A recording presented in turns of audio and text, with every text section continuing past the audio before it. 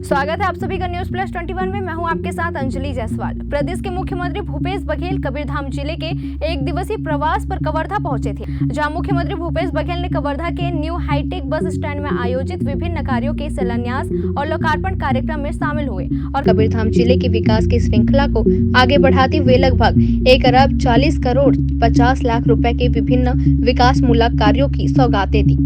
इन सौगातों के साथ आदिवासी कन्या छात्रावास चिल्फी भवन निर्माण कार्य का लोकार्पण भी किया। आज कवर्धा में कांग्रेस भवन का भी लोकार्पण हुआ और आज नए बस स्टैंड का भी, पौनी पर आधारित लोकार्पण, कलेक्ट्रेट में छत्तीसगढ़ महतारी की मूर्ति का अनावरण और अभी चंद्रवंशी समाज के सामाजिक सम्मेलन में सम्मिलित होने का अवसर मिला।